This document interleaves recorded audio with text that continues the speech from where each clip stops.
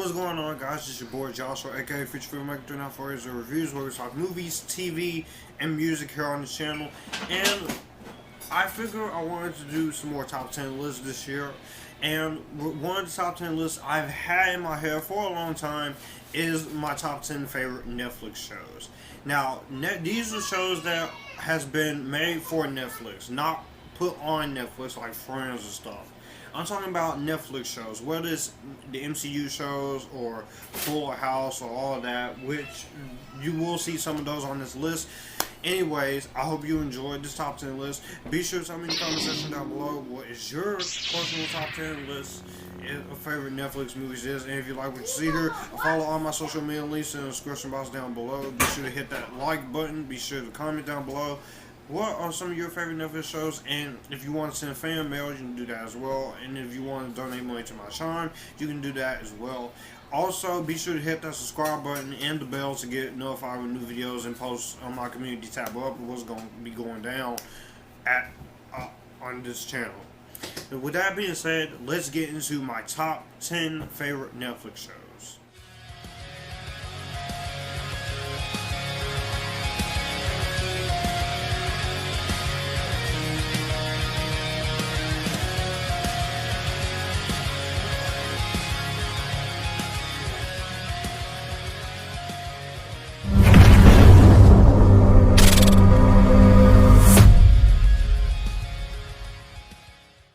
Coming in 10th place is The Punisher, which is the Marvel TV show.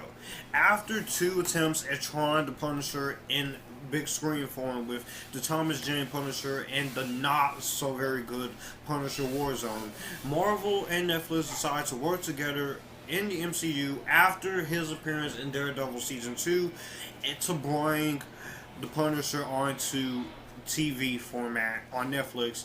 And for the 2 seasons this show had, I do think this show works. It's very brutal, it's very violent, it sticks true to what the Punisher is as a character. Frank Castle, he's a very cool anti-hero. He's also badass. He will kill you in the worst ways possible, but you also get to know more development behind him, and that's why I feel like the Punisher does go into its full realms. John Berthel's great performance is great as well.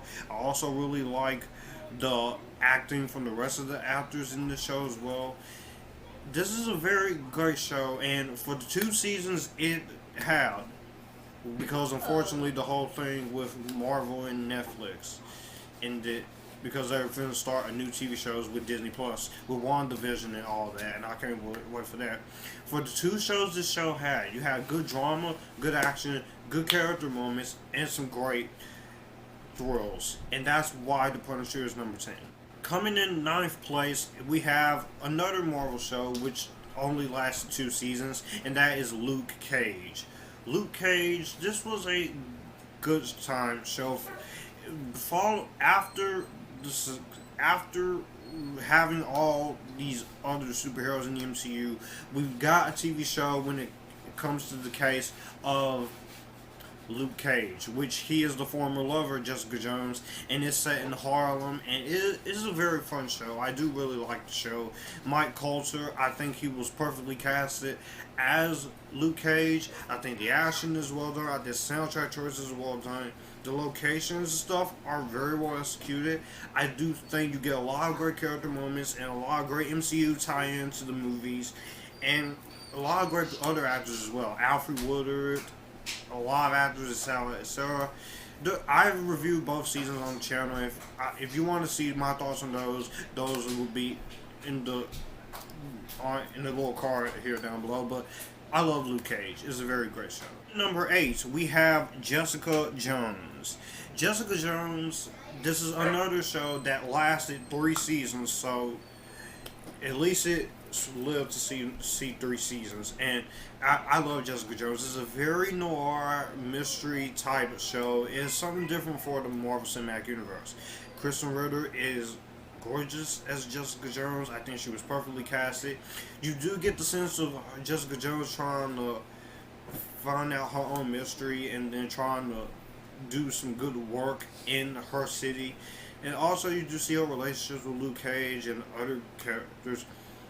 on this show, and I do think that this is a very good interpretation of Jessica Jones. I do miss the show. I am sad that this show, Luke Cage and The Punisher, and these next two, which are also Marvel shows, that they didn't get to see their full run, but they did what they had to do, and I think Jessica Jones is a very great show, and it is a really entertaining show. So, with that being said, that's my number 8. Coming in number 7, we have The Defenders, the only first season of The Defenders.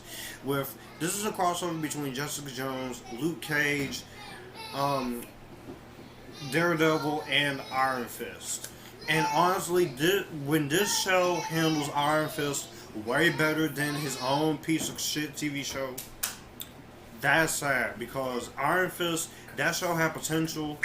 Season 2 was better, but it's not saying much because it still has the same amount of problems. But you do have all the actors from that show. You got Mike Coulter, you got Charlie Cox, Kristen Ritter, Finn Jones, Jessica Henwick, and all these TV shows crossing over for the Defenders to fight off the villain Sigourney Weaver. It was a good show. I like it for the season that we got. And while we didn't get another season, I think this was a fun show. I thought it was a great show. Coming in 6th place, we have Daredevil.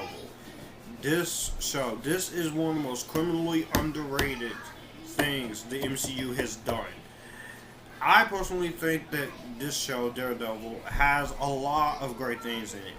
Charlie Cox being for one. It feels very hardcore and edgy and really dark. The show gets really dark in all 3 seasons, with Elektra being there, and then Bullseye, and then all the character deaths. And if you hated the Ben Affleck movie, then you may like this one more. I personally like the Ben Affleck movie, but I do like this one more because it's more true to the comics, it's more edgier, it's more hardcore. And the action is well done. I think the performances are great. I think every episode in all 3 of these seasons are really good. Season 2 is my favorite season because that's when they bring the Punisher and Elektra in, and Elodie Young's Elektra. With that being said, Daredevil, there's not much more I can say about this show. Go watch it. It's on Netflix. In 5th place, we're into the top 5 now. We have Fuller House. Fuller House, this is the spiritual direct sequel to Full House. And I love the original Full House show. So it was great to see the kids of the Full House family grow up. Candace Cameron Bure as DJ, Jodie Sweetin as Stephanie, Lori Loughlin, Andrea Barber. The only person you do not get to see is, unfortunately, Michelle Tanner. And I know that we're trying to get Elizabeth Olsen to play Michelle Tanner, but she didn't want to do it because she would be doing her sister's character wrong. So, Fuller House is still a great show. It's very funny, it's very witty, it's more adult than the original show. And all the actors in the show does a really great job, and I really do appreciate what the show is trying to do. I really love Fuller House.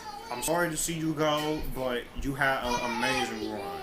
Coming in 4th place is Glow, or The Gorgeous Ladies of Wrestling. Woo! This show was great. Glow is also ending soon, and I'm sorry to see that show go, but you also have a hell of a run. It's very funny. It's very hilarious. It knows exactly what it is. It's about these gorgeous ladies of wrestling. Allison Brie, the lovely Allison Brie, Betty Gilpin, a lot of great, gorgeous women in the show. I personally is a lot of female estrogen power with wrestling, and it's very witty, it's very funny. It can also be pretty sexy at times, but that's what this show represents. That's what this show is not afraid to say, that these ladies are gorgeous while wrestling. And also I like the time period piece that is in it. A lot of great colors, a lot of great jokes, and this is just a really good show in general. So number 4 is Glow. Coming in 3rd place, this is going to be a bit of a controversy because I know so many people do not like the show. this show is basically divided. You either like this show or you hate this show for the subject matter and shit. But anyways, my number 3 is 13 Reasons Why. I get it, Mark. I get it. You're not a fan of the show. I get it. To anybody who has been through some kind of suicide or have a friend who's lost a friend to suicide, I get why you say this show glorifies suicide. I get why you say this show has caused more suicides than stopped them.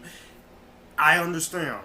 But for me personally, I think 13 Reasons Why, this is a very raw, realistic show. And this show is not afraid to tell you the truth. My own sisters, they have said that this show is depressing. Yeah, it is depressing. You're going through the horrors of high school. How you think it's going to go? All happy-go-lucky and shit? No. That's not what 13 Reasons Why was going for. This show hits you, even if hits you. This is based on the book by Jay Asher, and it tells the story of Hannah Baker, who committed suicide, and she makes these tapes for 13 people to find out why they didn't help her. And I really like the first 2 seasons. The first season I love. I will defend the first season for as long as I want, because I think 13 Reasons Why, it really digs deeper into the brutality and the horrors of high school and suicide and rape and every single issue that goes on in the high school and with teenagers today. If you are a teenager, I can understand why you may not be a fan of it. I can understand how so many people won't like it, but for me personally, I think season 1 and season 2, this show does not glorify suicide. I've watched the last episode of season 1 myself, and I gotta tell you, that was, as much as a physical experience that was for me, having to sit through that scene, I gotta say that scene was well done. It almost had me tearing up inside and outside. And also the cast is really great here. Dylan Minnette is Clay. I really loved his character. You can tell that he wants to find out what happened to Hannah, and that he really feels bad for what happened, and that he loved Hannah and he really wanted to help her. And that's what I really love about his character. And also, this introduced me to Catherine Langford, who she's got a new TV show coming out, Cursed, and I can't wait to see her in that this summer. Catherine Langford, she was great in these first 2 seasons. I know some people say she's sleepwalking through season 2. I love her in the first 2 seasons. Season 3 just took this show and just made it into a joke. And to tell you the truth, I'm not looking forward to season 4. I'm not watching 13 Reasons Why season 4. I am done with the show. Because season 3, you messed up what this show is supposed to be so badly that you have caused me to not get interested in season 4. And plus,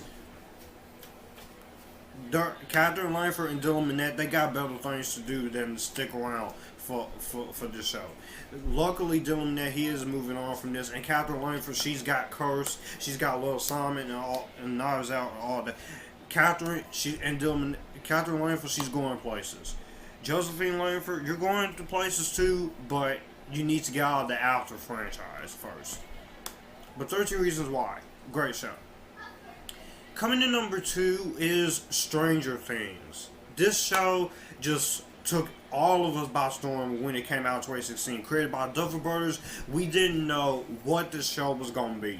We thought this show was going to be ridiculous, but no, it was a nice love letter to the 80s. In every single season, all the 3 seasons so far, it feels true to the 80s era. You can tell that the Duffer Brothers is inspired by a lot of films in the 80s, and the casting here is great. Noah Schnapp, Gaten Matarazzo, Caleb McLaughlin, Finn Wolfhard, Millie Bobby Brown as Eleven. I can't praise her enough. I can't wait to see her in Godzilla vs. Kong this November, and she's going places as an actress. Sadie Sink, Joe Carey, and also new characters. You got also David Hopper, Winona Ryder, and then you have Maya Hawke in the show as Robin, who is, I can't really say it unless you've seen the show, but she was a nice addition. Everything about the show is perfect, from the direction, to the music, to the characters, to the acting, to the stories, to every episode. Say what you want about season 2, but season 2 is my favorite. Is like my favorite. Of, I can't wait for season 4, which will be this year, but unfortunately, because everything's going on, it'll be next year. So yeah. Number 2, Stranger Things. Real quickly, before I get into my number 1 favorite Netflix show, be sure to hit that subscribe button and the bell to get notified when new videos are up and when new posts are up. Follow all my social media links in the description box down below. If you want to send money to my chime, email me or DM me privately, and I'll tell you how to do that. And if you want to send a fan mail, you can do that as well by messaging me privately or emailing me privately. Let's get into my number 1 favorite Netflix TV show, and that is The Politician. This is a comedy drama created by Ryan Murphy. Ryan Murphy has created a lot of TV shows. He's created Glee. He's created American Horror Story, which I'm not into American Horror Story. I don't watch American Horror Story. Don't ask me to watch American Horror Story. It's not going to happen. But I just gotta say, The Politician, this was a very nice TV show. I do think that The Politician is very funny. It has great drama to it, and it tells the story of Peyton Hobart, who is a wealthy Santa Barrington, and every season revolves around a different political race that his character is involved in. You have a lot of great talent in this movie. Ben Platt, Zoe Deutch, gorgeous, Lucy Bunton, David Cornsweet, Jessica Lange, Gwyneth Paltrow. This is a very quirky, very funny show, and I like Ryan Murphy as a creator. He's created some great stuff I like. I like this show. I love Glee. I love 911. I don't watch 911, but I gotta say, I like Glee and I like Scream Queens. American Horror Story, again, I don't watch it. And Hollywood, I think, is pretty good, but not as great as it should have been. But it's still decent enough. So, when it comes to The Politician, that is my number 1. So, those are all my favorite top 10 Netflix shows. Be sure to tell me your Netflix shows in the comment section down below.